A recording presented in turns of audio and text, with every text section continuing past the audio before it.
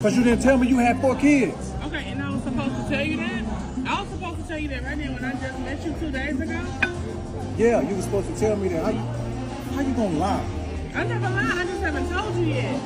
I have 4 kids, okay, so what's the problem? You got 4 kids, that's 4 other mouths to feed. What's yours? And so what? So are you not capable of taking care of them? Yeah, I'm capable of taking care of them, but I don't want to. It's my choice. So why did you feel like you needed to bring me to a date? You said that you would like the type of person that I am, so if that's the case, why is it that you don't want to go date me furthermore now? But you got 4 kids. Okay, and? Was you ever married? Was you ever married? No, I was not. I got 3 baby daddies. Okay, but you got 3 baby daddies? See, I know. No.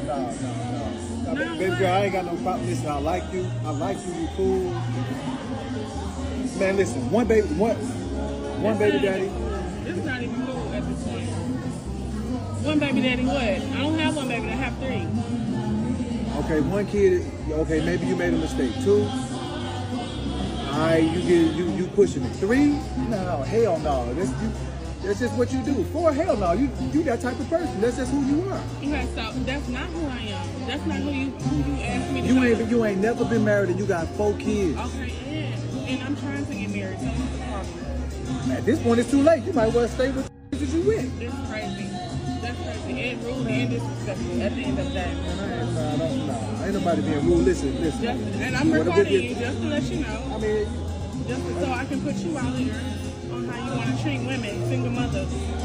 You got a problem. Man, listen. For me, with all the accomplishments and the things that I've done, for me to deal with a single mother, man, that's 7. That's 7. It's not 7.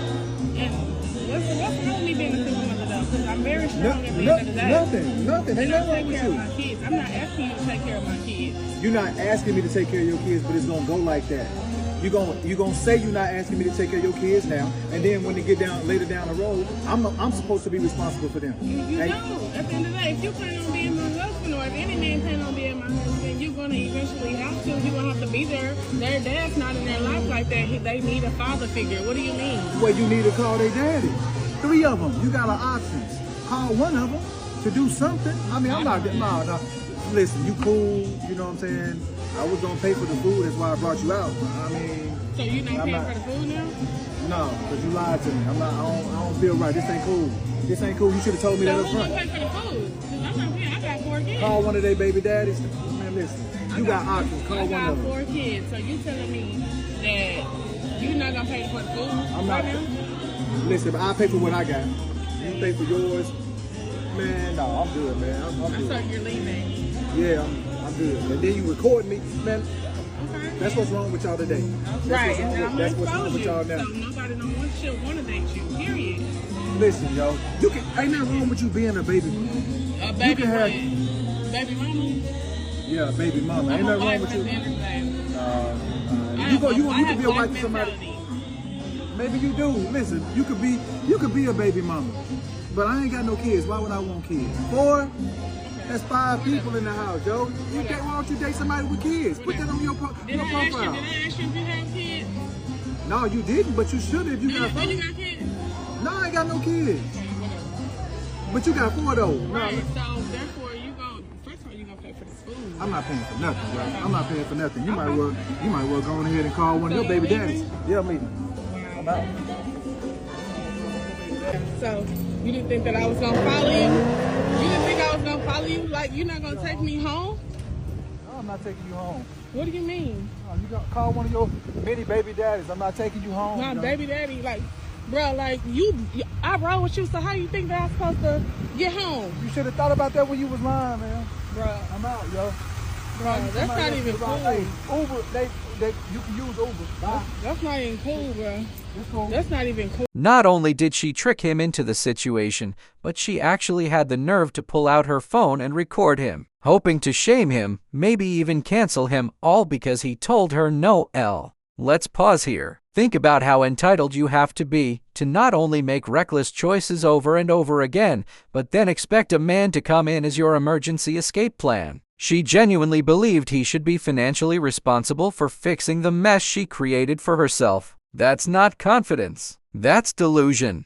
And here's the bigger picture. This isn't about one woman, one date, or one video. It's the mentality that so many are walking around with today, the belief that men exist as walking piggy banks, safety nets, and get-out-of-jail-free cards. And if a man dares to have boundaries, suddenly he's the villain. This is why men are waking up. They're realizing that saying no is the most powerful thing they can do in a world that constantly tries to guilt them into saying yes.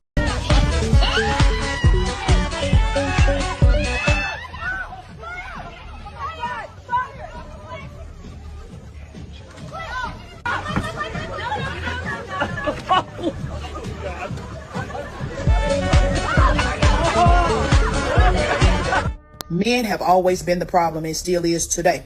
Are they now? Okay. All the destruction and chaos in the world come from man. So it's always men, is it? Not mankind. Because I've noticed that women are conveniently absent from these discussions, like they have no responsibility or culpability for any of the things that have ever gone wrong in this world. I just find that highly convenient. Lying, cheating men. I mean, the same could be said of a lot of women out there, but why do they keep leaving women out of these particular conversations? It's almost as if some out there seem to believe that women have no ability to affect the goings-on in the world, which is absolutely not the case, especially now. But why do they keep leaving women out? It's not that we bashing y'all. Y'all just don't know what the to do. Y'all don't have no self-control.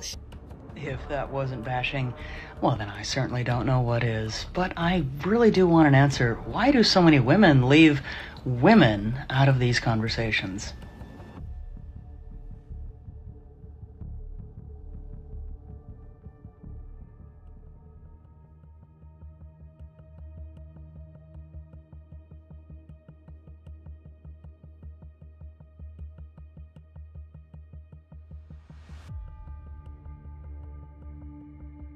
Why is it women find it hard, right? Yeah. To say the word sorry? Like, what's the detachment? I can't talk for all women, but sometimes it takes time to process that we're actually wrong. So you're not talking for all women, but you're using the word we. That sometimes it takes me a minute to actually understand that why that was wrong. A minute? Do you know how much time us men waste trying to make you see what you trying to say you see it in a minute is not a minute? Really? Yeah, we have to go through silent mode. We have to go through going out and coming back. Like, there's a lot of hurdles we got to get over for you to get to the word sorry, when it could just be simple. Not always. 99% of the time. You know, on those bottles where they say 99 point something cleans bacteria? Yeah. Yeah, that's a lot. Leo, I'm sorry. Now you want to be patronizing. See, when I say sorry, you don't believe that I'm sorry. No, because when you say sorry, there's a big smirk on your face. The double standards are too doubled. I actually feel like when I say sorry, you don't accept the sorry. No, do you know why I don't accept the sorry? Why? Because I'm exhausted by the time we get there. So now you got to say sorry for some other thing. Multiple crimes have been committed to get to that sorry. Multiple violations I've had to go through. Oh, I think you are being a bit dramatic now. Hey, quick question. What could you give your husband that you haven't gave no other guy? Like, all seriousness. That's a real question, too. And be honest. Don't lie. Don't say I'm stupid either. Be for real.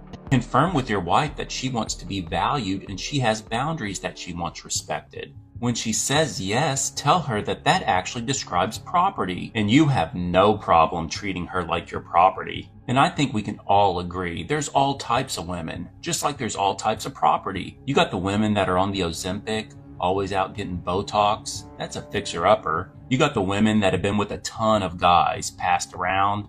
That's a timeshare. Next, you got the women that wouldn't date you in high school. They're divorced now, not in the best shape anymore, but they're open to dating you now. That's a foreclosure. You got the women that have 3 kids by 4 baby daddies. All their exes cheated on them and were broke. Now they want a good man with a good job. Yeah, this woman's trying to get gentrified. Then you got the women that have been on the market forever, can't find a buyer. That's because they got a mansion attitude and a mobile home body. I'm just joking. Women are nothing like property, because over time, the value of property actually increases. 4 kids by 3 different baby daddies. That right there is exactly the kind of chaos we saw earlier in the video, and honestly, the jokes just write themselves. But let's be real, this isn't funny when you zoom out. It's tragic, because what it reveals is a cycle: chasing excitement, chasing the bad boy, chasing the quick thrill, and then acting shocked when stability never shows up. It's not that men don't want to step up. It's that no sane man is signing up to play stepdad number 4 in someone else's soap opera.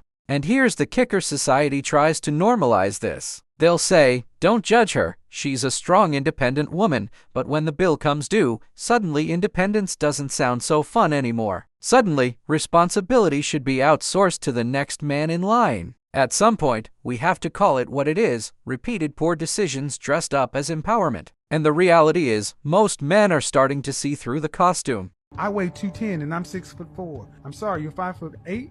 I'm 5'8". You're about the size of Emmitt Smith or Barry Sanders was. You're a running back size. You can hit the A gap like a mother. Yeah, all right. I accept So don't that. come in here talk about what men should not be able to do when they gotta accept somebody who can run out the power I. If you see a woman back a car into a parking space, go the other way. That's a dude. That's a dude. If she backs her car into a parking space, I don't care what she look like getting out. That's a dude. How tall are you? 5'9". Dress size? 16. You didn't choose to be single. I'm sorry? If you had to rank yourself on a scale from 1 to 10 and you can't use 7, face only, no hair extensions, your natural hair, your natural face, what would you give yourself? Interesting. 8. Nope. No? No. How tall are you? I'm 5'3". How much do you weigh? That's none of your business. I told you I was fat. Oh, okay. We don't play that on my channel.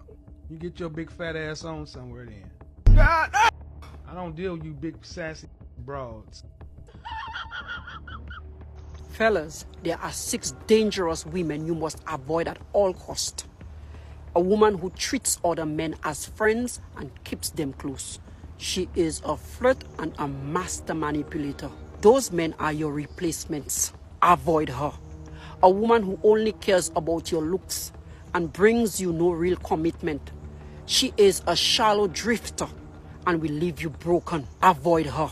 A woman who is self-centered, arrogant, and a taker, who doesn't listen to you, dismisses your opinions and belittles your feelings. She is a self-centered fool who will make you feel small.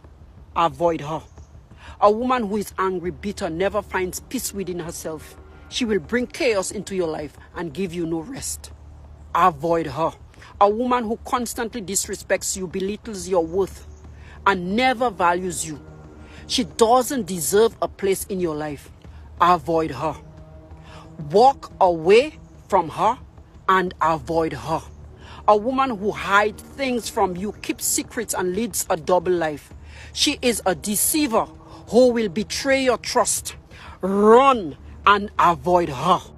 Everything this lady just warned people to avoid are the exact same behaviors we constantly see bitter single women encouraging their friends to embrace. Think about that. Instead of saying, hey, here's how you can level up, here's how you can build a healthy relationship, they hand out advice that guarantees failure. Why? Because if they can't win, they don't want you to win either. It's the classic misery loves company mindset. Rather than facing the uncomfortable truth about their own mistakes, they'd rather recruit others into the same cycle of bad choices, broken homes, and endless complaining. And here's the sad part: a lot of younger women eat that advice up because it feels empowering in the moment. But long term, it's just a fast track to the exact loneliness and resentment these so-called mentors are already drowning in. Instead of passing down wisdom, they're passing down dysfunction. If women really do only want 20% of men, then why not fight to become one of the 20%? If 80% of men really do only want 20% of women with no body count, then why not fight to be one of the 20%? Instead of seeing that 20% as a reason to give up,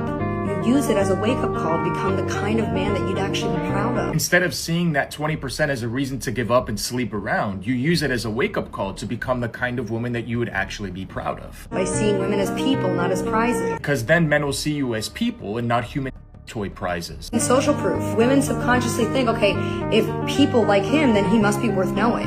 Second, social proof. Men subconsciously think, okay, if high-value people like her, then she must be worth knowing. Third, master connection. The top 20% aren't just attractive, They know how to make women feel safe, seen, and actually enjoy being around women. Third, master connection. The top 20% aren't just attractive, they know how to make men feel respected, submitted to, and actually enjoy being around men. Making women turn around and want to put in effort to get to know you. That's the skill, and you can learn it. Making men turn around and want to get to know you because you're a traditional feminine woman that respects herself, that's the skill, and you should learn it. Nora, as Ned, also went on about 30 dates. Did you have any fun? Rarely. It was just an ordeal. Unpleasant. Yeah. She says the pressure of Ned having to prove himself was grueling. Nora was surprised that many women had no interest in a soft, vulnerable man. My prejudice was that the ideal man is a woman in a man's body. And I learned, no, that's really not. Do you think women understand what it's like to be a man? Not at all. No clue. No idea. But it took a trip into manhood to help her appreciate her own femininity. I really like being a woman. Did you like being a woman before Ned? I did, but I like it more now because I think it's more of a privilege. I said to her, this is going to be revolutionary because it's been looked at as though men were the perpetrators and women were the victims. Ultimately, Ned told most of his dates that he was Nora. Barbara seemed more open and friendly, and in the end actually apologized for how she had treated Ned. Sorry for being bitchy. Please. But after 18 months of deception, she was unraveling. She checked into a hospital with severe depression. Her views about men have changed forever. Men are suffering. They have different problems than women have, but they don't have it better. They need our sympathy, they need our love. I'm gonna say, oh, I don't dress for men, it's just for myself. So you would do this, all this exact, if there was no man in the world, you walked outside, there was no man in the world, you would do your hair and makeup and dress like this and have your out? No, you would not. Shut up. No, Shut up. Good work. As a man in an intimate relationship, they do not appreciate an ambitious, driven, successful woman. Yeah, because it fundamentally... It does not serve them fundamentally. It also doesn't serve you in the relationship. And I make this very clear. If I go, hey, baby, dinner tomorrow night, 8:30, get dressed and ready. And you're like, ooh, I have a house showing at 8:30. I can't. You're turned off instantly. Instantly. You're not my woman. Your devotion meter is going... Because you want a woman to serve you in all aspects, essentially. No, yeah. There's a certain component to when you're with a man, you're with that man exclusively. And I think that women go, well, I don't like that. Fair enough. Yeah. That's okay to feel that way. I want you to recognize how you really desire that for your best interest. And if you can, as a woman, recognize that, you'll start realizing, oh yeah, it's not my husband. Someone's telling me what to do. And there's no liberation in the fact that now your 8:30 dinner plans with the person you love is now coming for a guy that needs a paycheck and a quota by a certain time. If you enjoyed this video, I promise you will love this next video. I will see you there.